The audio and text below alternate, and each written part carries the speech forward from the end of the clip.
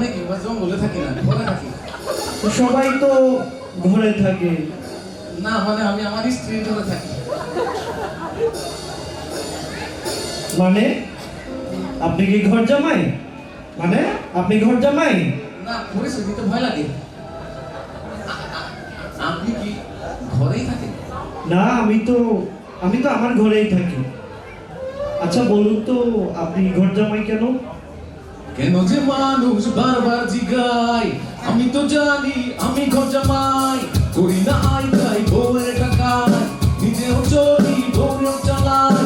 কিনি আমার দিয়া রান্না করাই, নিজে বসে বসে পান চাবাই। রাত্রে কিনি শাড়ি কোমরে পেঁচাই, হুমকি দিয়া গরম ঠেকা দিতে চাই। আচ্ছা, আপনি তো দেখছি পান বিক্রি করছেন, তাহলে আবার নিজেকে ঘর জামাই বলছেন কেন মিয়া? আসলে এটা আমার স্ত্রীর সম্পত্তি। আমি ঘরে রান্না বান্না করে বিক্রি করে। আজকে আমার দুর্ভাগ্যবার্ষিকী, মানে আজকের দিন আমার বিয়ে হয়। তো সে আজকে আমাকে স্বাধীন করে দিয়েছে, আজকে ওর বিজনেস আমাকে দিয়েছে। ভাই ভাই, তো আপনি কেন ঘর জামাই? কাজ করতে পারেন না? আসলে আমি যখন ক্লাস 10-এ ছিলাম তখন আমি টেক্সট বুকের চেয়ে ফেসবুকে একটু বেশি পড়তাম। তো মেসেঞ্জার এক মেয়ের সাথে আমার প্রেম হয়। ওই অস্থায়ী প্রেমিক একদিন আমাকে বলে, আচ্ছা জান, আমাকে তোমার দেখতে কেমন লাগে, আমার জন্য তুমি কি কি করতে পারবে? তখন আমি বলি, তুমি অপরূপা অপরূপা, এটা দিলে তোমায় লাগে ভারী অপরূপা। মনটা যদি বদল করো, এ পাশের আশা ছেড়ে দেবো। কাজ না করে তোমায় নিয়ে রেস্টুরেন্টে যাবো। ও, কাজ না করে তোমায় নিয়ে রেস্টুরেন্টে যাবো। রেস্টুরেন্টে যাওয়ার এই কথা শুনে সে বললো, আচ্ছা জান, তুমি কি আমাকে নিয়ে রেস্টুরেন্টে যেতে পারবে? আমি চিন্তা করলাম আমার বাবার টাকা আমার মানি ব্যাগে, যাই ঘুরে আসি। রেস্টুরেন্টে অনেকক্ষণ খেলাম, অনেকটুকু সেই খেলো, মনে হচ্ছে 3-4 দিন রোজা ছিল। যাই হোক, খাওয়া দাওয়ার পরে বিল দিতে যাবো, তখন দেখি যে আমার বাবা আসছেন। আসার পর আমি বাবাকে দেখে একটু মুখ লুকালাম। এরপর আমার বাবা বুদ্ধি করে আমাকে কিছু না বলে ওই মেয়েকে জিজ্ঞেস করে, আচ্ছা আঙ্কেল, এ তোমার কি হয়? তখন মেয়েটা বলে, আঙ্কেল ও আমার, আসলে মেয়েটা ভেবেছিল যে বাবা তার বাবার কোনো বন্ধু বলছে, আঙ্কেল এ আমার মামাতো ভাই। তখন বাবা বলে, আচ্ছা তার মানে তুমি আমার ভাগ্নি না, বলে বাবা চলে গেল। তো চলে যাওয়ার পরে মেয়েটা বললো যে কি রে, ইনি কে? আমি বললাম আমার বাবা। তখন মেয়েটা বললো, তুমি তোমার জীবন, আমি আমার জীবন, তুমি তোমার জীবন, আমি আমার জীবন। দুজন দুজনার আলাদা জীবন, দুজন দুজনার আলাদা জীবন। কেউ কারো নই, কেউ কারো নই। আমি বললাম, এতক্ষণ পেট ভরে খেয়েছো, তখন তোমার মনে থাকে না? তারা বলছে, তুমি আমাকে ভুলে যাও। তখন আমি তাকে বলি, তুমি মোর জীবনের কিছু না, হৃদয়ের আবর্জনা।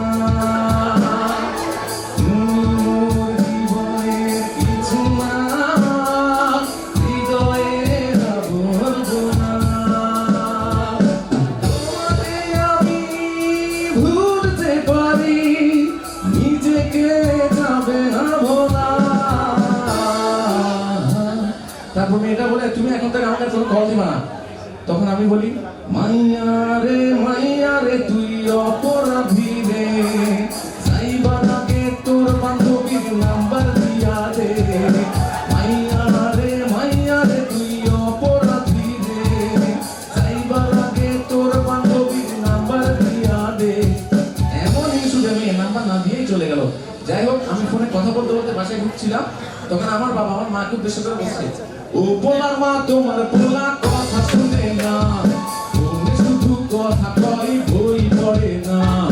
ও পোলার মা, তুমি পোলারে বোঝাও না, ফোনে শুধু কথা কয়, বই পড়ে না। মেয়েদের ফুলের কেটে দাঁড়িয়ে ফুল হাতে, প্রেমিকা রে সে ইশারায় ডাকে। পোলা আমার দারুণ প্রেমিক, যাই রেস্টুরেন্টে, টাকা সব খরচ কইরা হাতে আমার পেন্টে খোলা গেছে বরবাদ দিও না তারে আর ভার বাইন্ধা রাখো ঘরে সারাদিনের রাত। আচ্ছা, এরপর আমার মা বললো এই ছাগলকে বাসায় রাখলে সে অন্ন ধ্বংস করবে, তার চেয়ে বরং ওকে বিয়ে দিয়ে দাও। তখন আমার আব্বা বললো যে এই গাধার বাচ্চাকে কে বিয়ে করবে? তখন আমার মা বললো ক্যাটরিনা ঐশ্বরিয়া নয় সে এক মাথারা ল্যাংড়া, হাত কান মুখ সব ঠিক আছে, চোখ দুটি শুধু টেরা।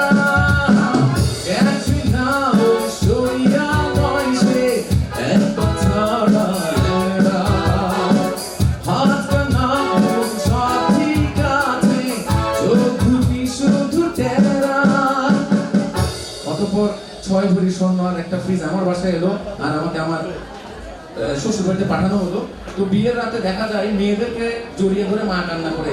তো ওই দিন বাবা আমাকে জড়িয়ে ধরে বললো বিয়ের রাইতে বাবা আমায় দিল একখান বুদ্ধি, ছাড়িস না তুই বৌমার হাত, মারলেও ঘুষি লাথি, জাদু শ্বশুর শাশুড়ি সাথে তুই থাকিস মিলেমিশে।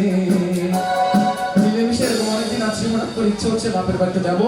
তখন বউকে বললাম শ্বশুর বাড়িতে জামাই হয়ে থাকতে ও আমার আর নাহি চাই, চিকন সুরে বলি আমার গিন্নিরে বাপায়ের দেখতে যাইবার চাই, কমক সুরে গিন্নি কয় আমারে তোরা যাবি তেজ ঘর জামাই। আরে যদি এই বুড়ো বয়সে আমাকে বিয়ে করবে তেজ ঘর জামাই হলে যাবো কই? এই নিয়ে আমি আমার স্ত্রীকে নিয়ে সুখে শান্তিতে আছি, চিন্তা করলাম এভাবেই থেকে যায়। আমার জন্য দোয়া করবেন, আমি যেন সন্তান আর স্ত্রীকে নিয়ে সুখে থাকতে পারি, ইচ্ছা মতো সংসার করতে পারি। আর আমার স্ত্রীকে আমি অনেক ভালোবাসি। যাই হোক, ওর নাম সাগরিকা। সাগরিকা দিয়ে 2টা লাইন। আকাশ ছুঁয়েছে মাটিকে, আমি ছুঁয়েছি তোমায়, প্রজাপতি ছুঁয়েছে ফুল, তুমি ছুঁয়েছো আমায়।